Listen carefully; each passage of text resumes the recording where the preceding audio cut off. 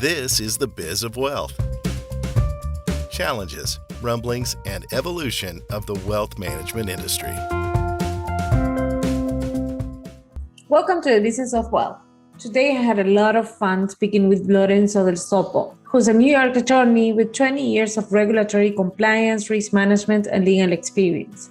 In his consulting practice, he advises law firms, financial institutions, and fintech startups on a broad spectrum of compliance and regulatory matters. He's a speaker, organizer, and moderator of numerous international conferences and lectures at university seminars. He developed compliance manuals, training materials, implemented compliance monitoring systems, and interfaced state and federal regulators in numerous examinations. He speaks 5 languages and is very active in the compliance community as a director of the South Florida chapter of ACAMS, a board member of the Governmental Blockchain Association, Miami chapter, and a member of the advisory board of the Anti-Money Laundering and Financial Crime Institute of St. Thomas University. We talked about everything from startups to blockchain and what comes ahead. So please enjoy. Lorenzo, welcome to Business of Wealth. Thank you for being here. Thank you for having me here, Ale. So we met on another webinar actually, but I wanted to hear more about your background. I always ask what got you here and what's here for you. Okay, where is my here? Here, what I'm doing right now, and I think is it's the most exciting thing that I could do in my life is taking care of startups. I take the startups and I realize their dream. I like entrepreneurs. They come to me with an idea, and I just create the strategy to actually make it real. I like those kind of people that they have a market, they have a certain kind of individual that they want to target, they have a niche, and they want to create a business to serve that niche. How I got there through banking, money transmitters. I'm actually an attorney. Shh, don't tell anybody. And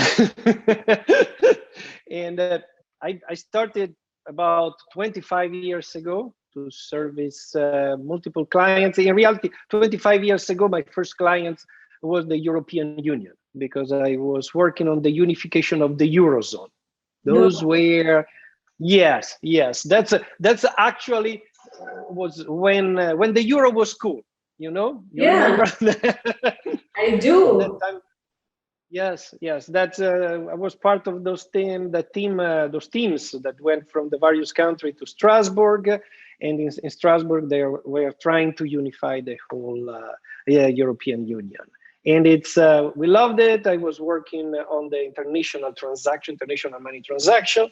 That's why when I moved to the States, I said, what do I know? What I can use it as? I had a lot of expertise in the area of particularly migrant workers, the effect of money transmittance for migrant workers. At the time, was a big thing. It was a northbound transaction from Africa to the European Union, and vice versa. So it was very destabilizing, particularly the new immigrants that were sending money back to Africa.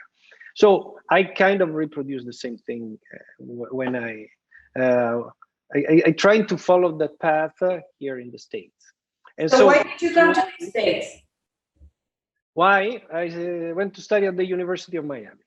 And then, it's you fall in love with Miami. And you did? This beauty. Did you fall in love immediately with Miami? Oh, yes. I perfectly remember the day that I was there with my glass of wine and the round trip ticket. And I said, you know what? Screw it. I'll stay. And it was like that, and I decided to stay after my. I was already an attorney before, and I was taking my master, just my master degree, and then I started working for various financial institutions. I was in a bank for 10 years, and after that I started my own practice. And for the last over 5 years now, I've been services mainly startups. I also service banks and more established companies. Let's say that there are like three Startups stages. are more fun, right? Infancy. Oh yes, you have the infancy stages. You have like the teenage years, the hyper growth stage, and then you have the more, the adult life of the financial institution. And I try to serve the three of them. But, I have teenage kids, so my propensity is to adopt. Right, to adopt new ones. Exactly. I adopt the new ones. And that's practically also what happened, because I have to say, like a lot of the relationship with my clients, they kind of expand, and they are all mainly long-term relationship. They evolve in other aspects, where they evolve with other businesses under other undertaking. Well, that's super rewarding, right? To see them grow. That is super important to see them grow. Oh, yes. That is the most exciting thing, particularly because at the beginning, everything is easy. You have this great idea, and this idea is not really challenged by reality. And so everybody is excited. Everybody's going to change the world. Everybody's going to be the new Uber of something. It's always the new Uber of something, or the Facebook of something. Okay. But then when the real challenges comes in, usually it happens with the market. When you face the market, when you actually have to sell what you built and you really love it so much and your idea was so perfect, but the other people, the people that is supposed to pay, to get the service, they don't think it's so perfect for them. That's why I say, I think it's, in our day and time, it's more exciting for me when I have people that they don't come in and they say, oh, we're going to build it, and the customer, they're going to come. It's like field of dreams. As the field of dreams does not happen. They are not going to come if you build it. It's you have to have a strategy afterwards. So I usually like more when it's I have a particular target client, and I know that this target client has not been served correctly, appropriately by the current financial environment. That is one of the reasons why I start to work in the blockchain space, because like what happened is in the fintech in general, I like to call it like in the fintech space, because banks, they've been, particularly in the last 15 years, they start like offering a really wide range of services. They start buying other companies to add services. Think about, Merrill Lynch and Bank of America. Bank of America and Merrill Lynch, they couldn't be more different, but they integrated to provide certain kind of services. And instead, and so you ended up having this behemoth, these huge companies that they do things kind of okay. Instead, with the fintech, they know one thing. They don't have the weight of the legacy system that on their shoulder, and they can do that thing so damn right. And that's where you see the success. The thing is, yeah. But let's go into blockchain. So, because you've been, you've worked with several startups in the blockchain space, and what is this to you? What is the blockchain revolution to you? Think about, for me, it's like what the internet was for sales, like online sales. Imagine how our life, particularly during pandemic, changed thanks to online sales. Think about internet took how many years to take off? 10 years? Oh, it took more than 10 years. About 20 to really reach a certain kind of stage of maturity, and still is kind of mature. So how long, There's a lot of immaturity. How long is going to take for blockchain to mature and be the internet of money, let's say, or the internet of transactions? I see it a little bit differently. Like it's the way that that the money are managed, like as a storage of data. Like I was using the concept of without the internet, we couldn't have blockchain without internet, of course. However, I see it like I see blockchain mainly as a tool, something that it's a tool to achieve a certain set of results, certain kind of goals that are very, very wide open. Particularly, I have a certain kind of approach to blockchain that is not really limited only to cryptocurrency.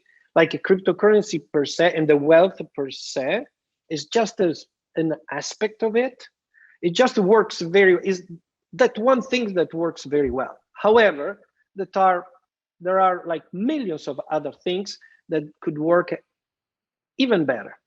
That is my opinion, and this is like the kind of direction that I aim towards. Keep going. Like that, yes, I have more propensity towards like projects that they are more infrastructural, that are based on the infrastructure of what is the blockchain, and also not only blockchain.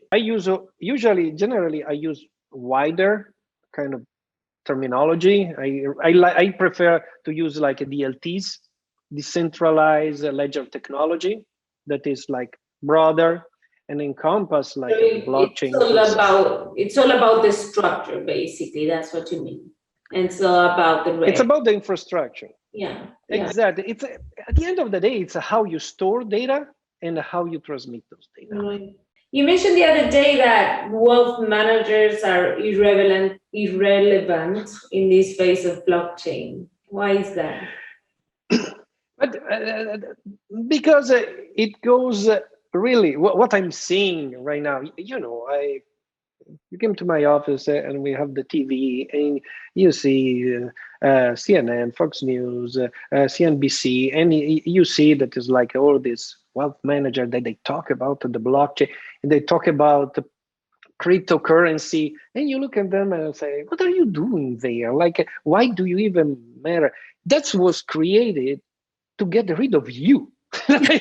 Do you understand that you are the problem? That if somebody want to get rid of you, that's probably you are not doing things really right. Okay, and we are seeing it.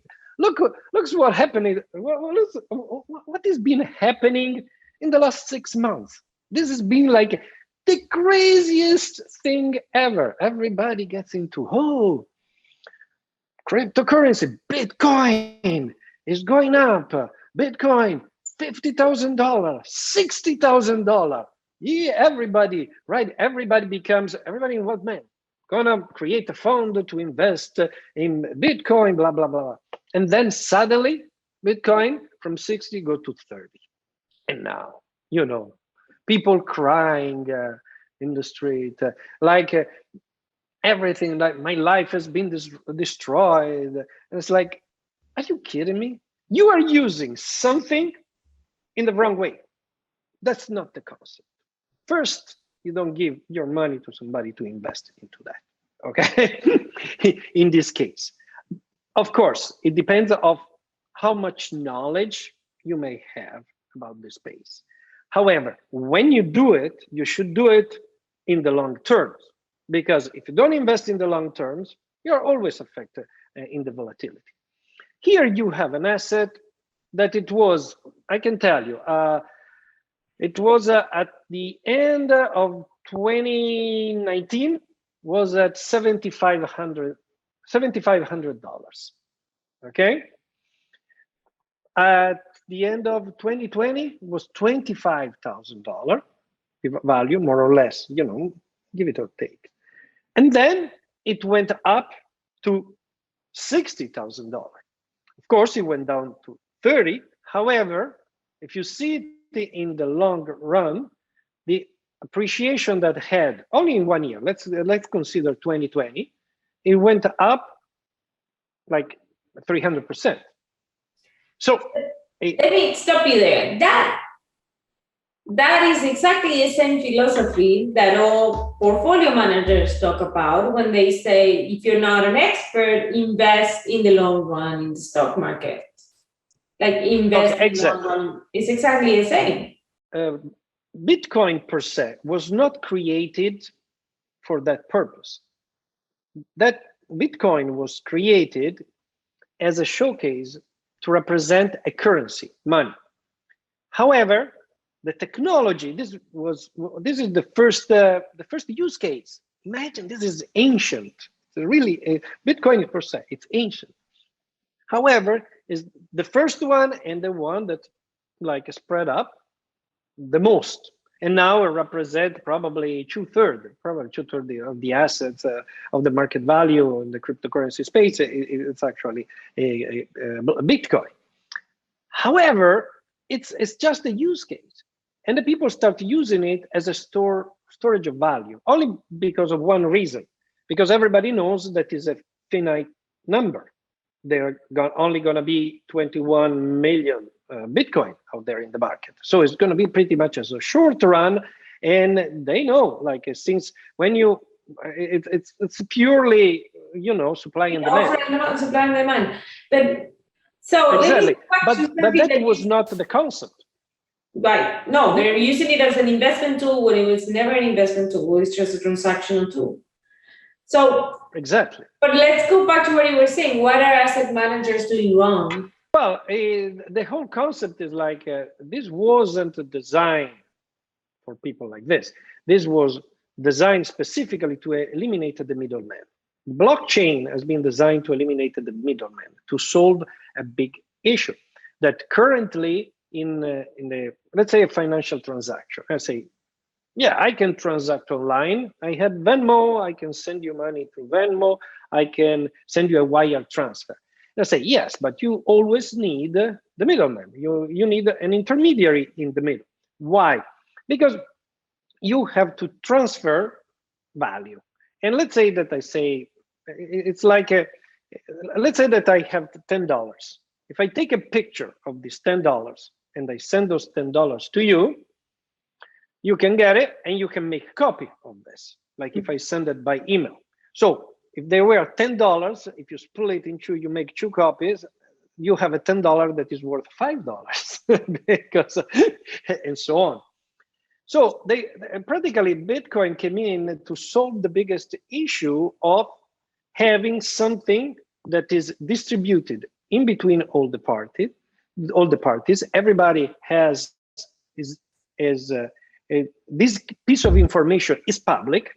Everybody can actually see this, can see that that particular Bitcoin is owned by somebody in all these like little trenches, you know, little pieces.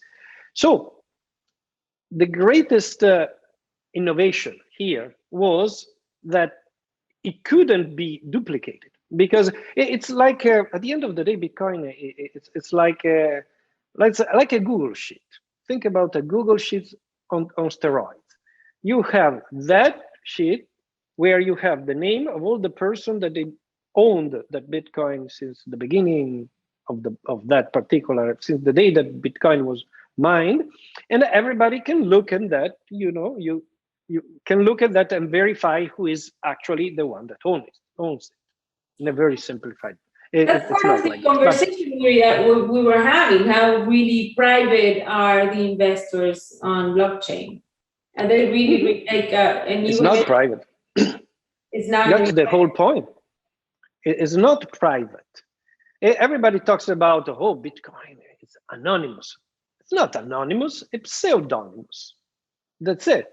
Like you can, in reality, okay, if I'm on this computer, I go there, I pull out a tool that like is public, and I can check like who owns what.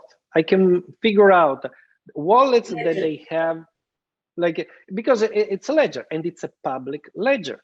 If you know the wallet, like the wallet code, the wallet number of someone, you can actually go and check exactly how much they have, how much actually they own. And you can see all those movement. And that became all public because of recently what happened with the colonial pipeline, you know, and the colonial pipeline that the ransomware, like they locked down, they paid a ransom to reopen, to reactivate the pipeline, and they paid in Bitcoin. And they say, why they paid in Bitcoin? Because if they paid in cash, that money would have disappeared. Instead, if you pay in Bitcoin, they were able to what? To track it down and get it back. They seized it back. So you are a lawyer and you're in compliance.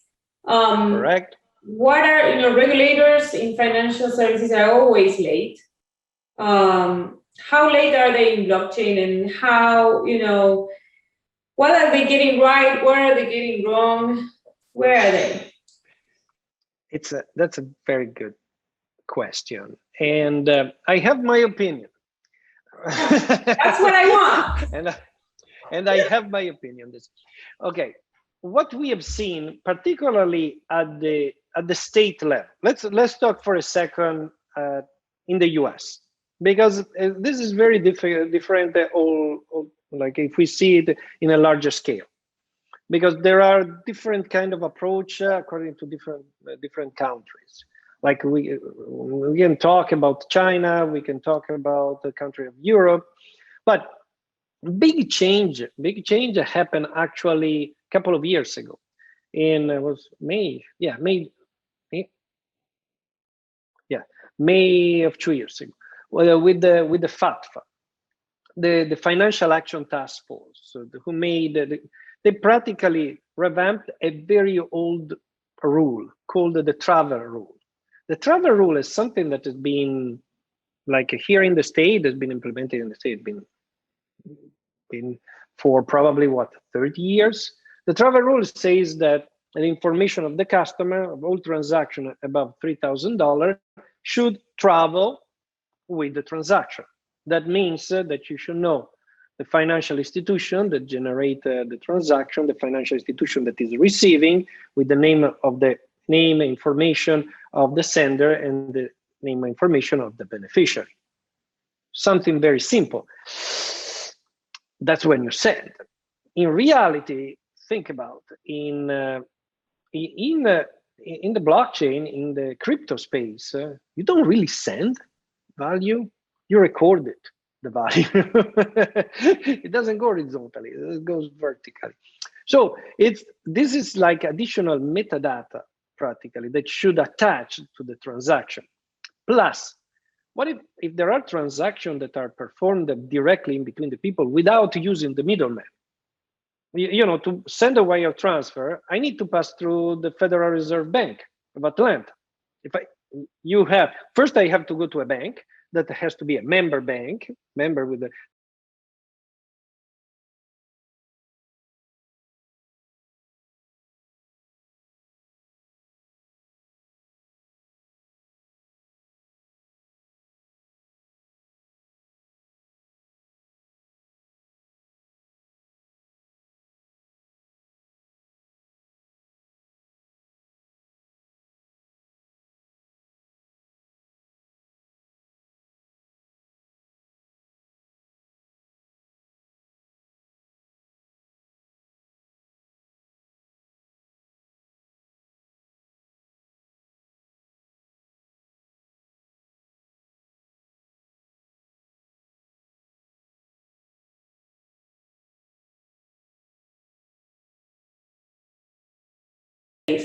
for people.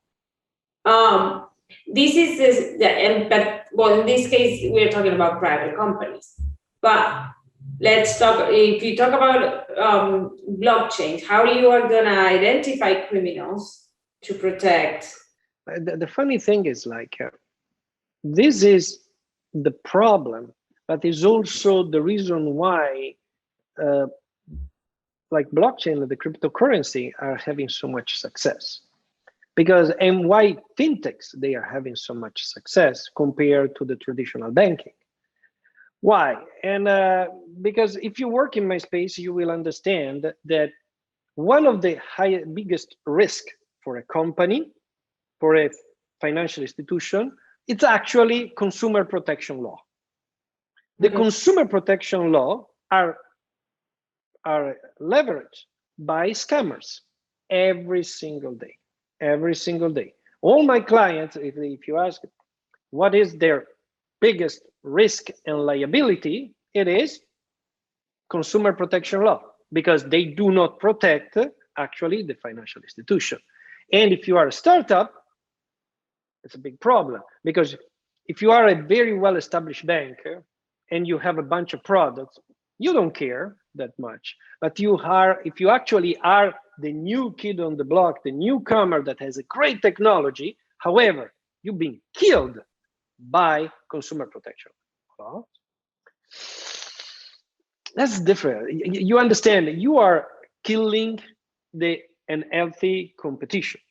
I think we moved in a certain kind of direction that didn't take too much into account the needs also of the business.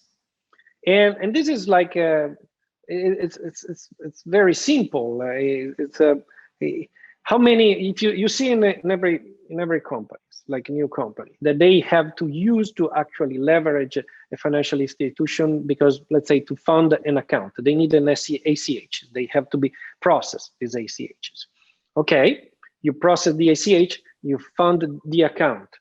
You are a financial institution, you are super good, immediately you transfer the money to somebody else. What happened? The scammer used consumer protection regulation to practically return that recall, say that is like that funding wire transfer, that the funding, sorry, not wire transfer, the funding ACH was actually was actually something that was unauthorized, and so the ACH is returned. They defund the account, but the money are already out, and this represents a loss for the financial institution, the little startup that was trying to do business. That's why all the scammers, they are targeting specifically startups. This is the biggest liability that they have in the market. And that's why I help build system to protect this particular space that is currently victim of those the particular safeguards for the customers that instead are used by crooks and scammers to take advantage of. So basically, the regulators. Basically, we're looking at a world that is moving trust from governments into the community. Trust in the government? Huh? What does it mean? Regulated by the government, with rules dictated. Yes. Also rules dictated by the government, right? The problem is uniformities. There are uniformities, and what is, when you talk about government, that was something that I was trying to explain. There are very different approach. For instance, there is people that are doing things great. State of Wyoming. And you say, the state of Wyoming? I don't know. Like, state of Wyoming is spectacular. It's the only law that actually makes sense. If you want to understand cryptocurrencies, read a statute from Wyoming. It is like, when I read it the first time, like a couple of years ago, I can't believe it. Somebody was that smart, and it's spectacular. And then you have instead a situation in other states where there are actually gaps in the law, that are the cryptocurrency are unregulated or just considered a gray area. That is, it's a storage of value. You perfectly know. Or you have places like in Georgia, where they practically, or Texas, where they come out with guidances, reinterpret a particular statute, redefine elements like, what do you mean for transfer value, like monetary value, or like they interpret a word in a certain kind of way, in a way that can fit, where like any kind of value, it's practically considered as money. However, they don't go as far. I'll tell you that it's a currency. Why? Because you have at the federal level, the SEC, that it says not all of those are assets. They are actually real currency if they are enough decentralized. Who determine they are enough decentralized? It's a case-by-case basis. So they practically tell you, do something, and then we're going to go after you. If we wake up that we're going to take you to court, and then you can fight it in court. We are talking about a financial space. That's really not a good way to run a business. You're saying that they're just waiting and seeing how the people are going to use it for criminal. Yes. And then once they detect it, they'll use that to regulate. Listen, it's the IRS, that's not the IRS, the Treasury Department. The Treasury Department came out with the first guidance related to CVC, like the convertible virtual currency. That is like the technical word to call crypto. Convertible virtual currency is how the Treasury Department calls those, particularly Bitcoin and Ethereum. They came out with the first guidances in 2013. That's 8 years ago. So for them, it's not something new. There are actually guidances. It's not that when they tell you, but the space is unregulated. No, it's very well regulated at the federal and at the state level. It depends like what kind of area they cover. You mentioned that the future is not about the storage of value, but about everything else that's going to happen on blockchain. What do you see? What are your startups doing? What's coming?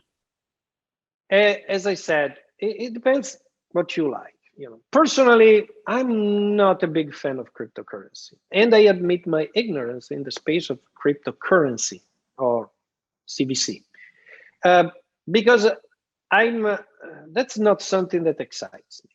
It's kind of boring. It's old stuff. It's like talking about US dollars and euro. That's not fun. It's like it's the infrastructure. Think about it. I like to plan railways and trains and train stations. I don't really like deal with the passengers. For me, the cryptocurrency are the passengers of this infrastructure. What is greater than like thinking about building a huge railway that covers a whole country, with beautiful trains, incredible services, the station that they're gonna be super efficient to deliver like the passengers to destination. Hyperloop. Think about the hyperloop of like what's more exciting than that? The passenger. It's okay. So what are those components? What do you see sticking first? Because I've seen a lot of products that they say are blockchain based. Software, CRMs, contracts, smart contracts, etc. I don't see many really taking off at the consumer level. At the business level, I've seen, but not on the consumer level. You are right, but I've seen it kind of as which, like in the last, I would say, 2 years. There was 2 years ago, everything was about tokenization. Everything was supposed to be tokenized. They wanted to tokenize everything. Tokenization is not really efficient. People realize that you don't really need to put the French fries on the blockchain. That's not really a great idea. You don't need to create a token that represents something. You can just have something that is recorded on the blockchain. Let's get back to the same concept. What's DLTs? What are the DLTs? It's an Excel spreadsheet. It's a ledger. It's just a ledger where you record something. That's why some of my clients, they are in the gold space. And in the gold space, they do not even tell you practically that everything is recorded on a blockchain. They tell you that they have a very safe, immutable, and something that is very resilient in case of disastrous events. So people nowadays doesn't really. I saw a shift towards not really communicate too much, because don't talk too much about blockchain, because at the end it makes them worry. It make backfire. Because, for instance, it happened to me 3 years ago. I had to spend for a client. I had spent almost a year fighting with the SEC. On something that want is law. This is it's a security, and it says, no, it's not a security. Oh yes, but you are using blockchain, so it's a security. No, it's not.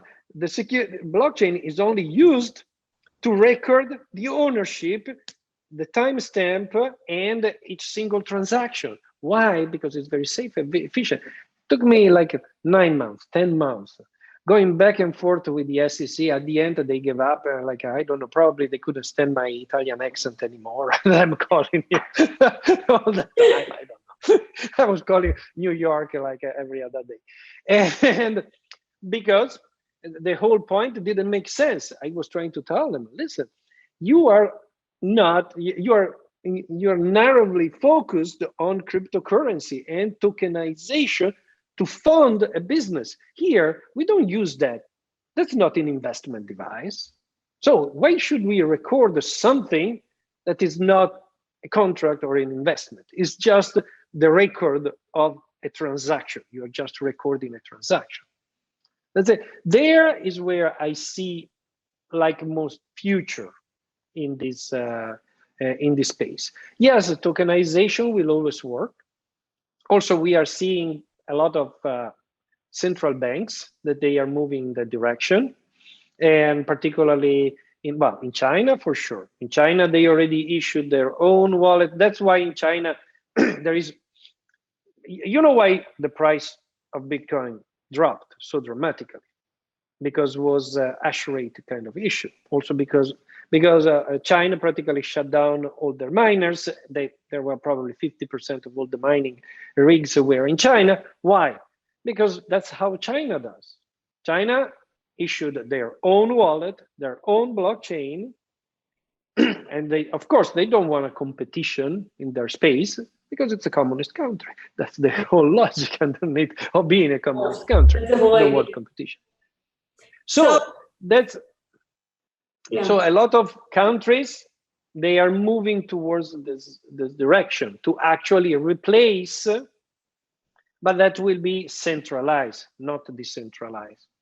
The only thing they're going to use the blockchain for the recording, to record recording the transaction. So, like as I said, we will see it different. The same technology going split and going different direction. We don't know which one will be more successful. For the moment, I just enjoy the projects. I like to hear new projects. So to close, I would like to ask you one of these questions that is a little off topic, but I'd like to close with it. If you could have a billboard with anything on it, what would it say and why? Slow down, hurry up. I love it.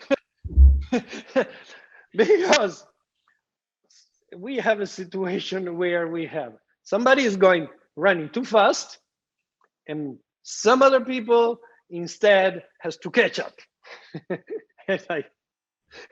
And this is like a call to certain, as I said, we have certain kind of regulators, states, environment, certain kind, even financial institution, investors, blah, blah, blah. Oh, there is a part of the world that is really like has issue to catching up. And you have instead certain kind of people that are super visionary, and they are too far ahead.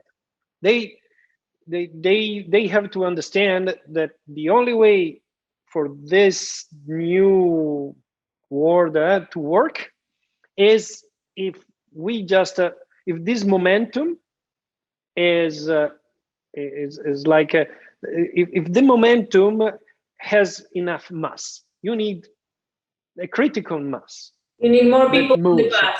You need more people on board. That's the whole thing. You need more people on board to move it. And when I say on board, I mean at various levels, and a lot of more harmonization. What is very difficult is operate in a space that is not harmonic. If you think about, if you want to be, if you are a crypto exchange, and you use it, there are crypto exchange all over the place, and you want to operate in one state, you need a license. You have to license yourself in each single state. You have to become a financial institution in each single state. That's what I do. I do the deployment of the license nationwide. It takes you sometimes 2 years to do this, 2 years. Because a license, sometimes it takes you easily, it takes you in between 6 months to 1 year to get, it's a financial institution. So imagine you have this patchwork with different law for something that it was designed, by design, it's worldwide. Because this is the biggest difference. Like when you were talking about governments, trusting the governments and trusting the community. What is the difference in between Bitcoin and a currency, a governmental currency? That one is based on the trust on one government. And that government, yes, could be the US, but it also could be Venezuela. Right. Yeah, you know, you see the difference in the valuation of the currency. Instead, when you have Bitcoin and you have a cryptocurrency, this is worldwide. The community is worldwide. It's everywhere. Yeah, that's why when they say, oh, they're not responding like that, for sure. With that, well, it's in every state, which doesn't make sense if you're an online business. But yeah, think about how can you harmonize that. And the problem is they tried, like recently they tried, the Office of the Controller of the Currency came out and like, let's charter certain kind of trust for cryptocurrency at the federal level so that they could operate everywhere. What happened?